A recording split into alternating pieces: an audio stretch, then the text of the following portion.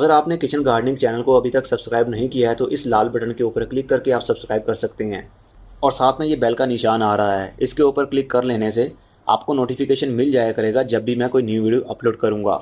अस्सलाम वालेकुम मेरे दोस्तों, सज्जनों और बेलियों। मैं हूँ इजहार अहमद और वेलकम करता हूँ आपको किचन गार्डनिंग चैनल पर। और उम्मीद भी रखता हूँ कि आप सब लोग खैरियत से होंगे, फिटफाट होंगे, अच्छे से कामों में खूब अच्छे से बिजी होंगे। आज फिर नए सवाल के साथ हाजिर हूँ। आज का सवाल है एलोवेरा पर, मतलब क्वार गंधक।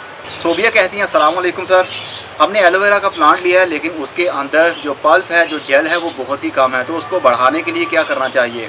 तो सोबिया, जो आपने एलोवेरा प्लांट लिया है, क्या वो एलोवेरा है जो हमको आम नर्सरीज पर मिल जाता है, मतलब जो हम खाते भी हैं?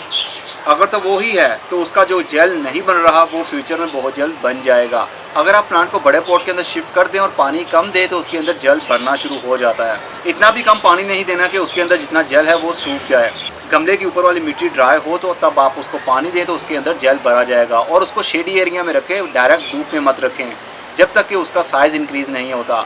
अगर तो उनके स्लाइसिस के अंदर जेल भरा जाता है तो आप उनको फुल धूप में भी रख सकती हैं, लेकिन इसके लिए कोई भी खाद देने की ज़रूरत नहीं है, ना ही कोई स्प्रे यूज़ करने की ज़रूरत है।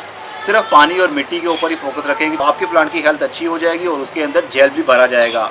अगर आप ज़्यादा जेल भरना चाहती हैं अपने एलोवेरा प्लांट के अंदर तो उसको शेडी एरिया में रखें।